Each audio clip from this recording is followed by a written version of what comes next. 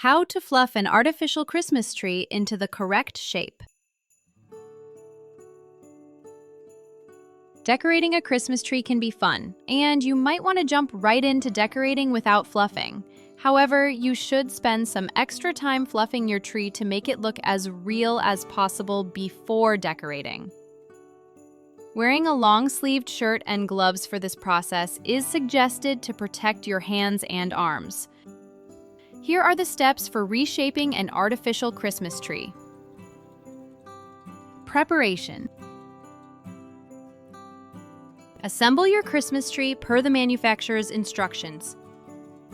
Ensure that the Christmas tree does not wobble. If you have a pre-lit tree, plug in the lights and ensure that everything is in working order. You may want to fluff your Christmas tree with the lights on so you can get a better idea of how the tree looks.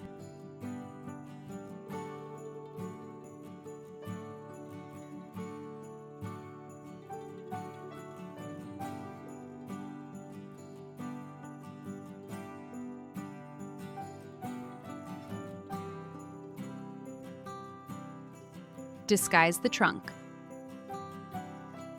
The most obviously artificial part of an artificial Christmas tree is usually the trunk of the tree. If your Christmas tree is not looking very full, wrap some thin evergreen garland around the trunk of your tree, from top to bottom, to disguise the pole and junction points where the branches attach. Shape. When reshaping your Christmas tree, you must be patient and take your time. Every limb and every branch must be addressed. You might find it easier to start fluffing your Christmas tree as you assemble it.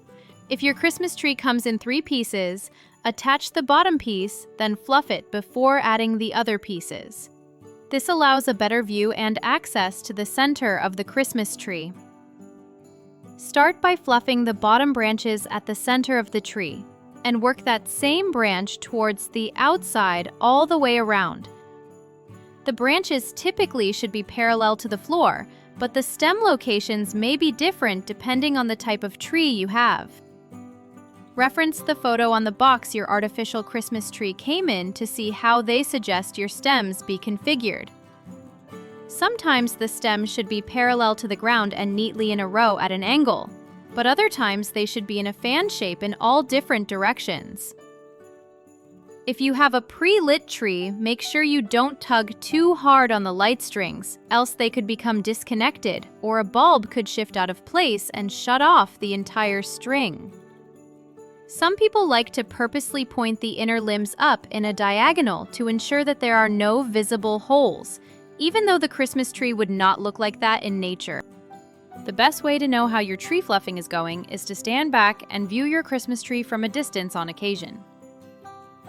Check to make sure there are no holes and that your tree looks full and fluffy. Ideally, you should not see the wall behind your Christmas tree. Is it bright enough?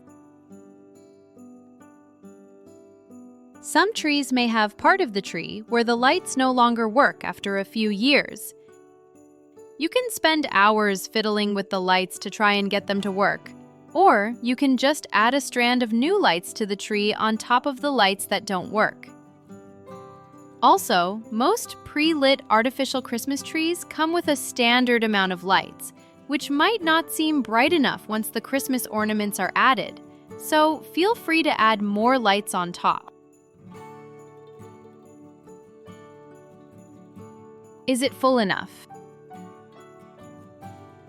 If your artificial Christmas tree is not as full as you would like, consider adding an evergreen or grapevine garland throughout it to add to its fullness.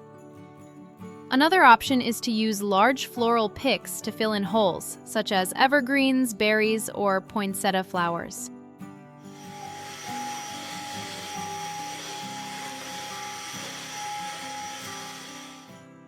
If you enjoyed this video and want to be inspired with more interior design content, please subscribe to this channel. Make sure to click the bell icon to get notified of new videos and be involved in our community of interior design enthusiasts. Merry Christmas!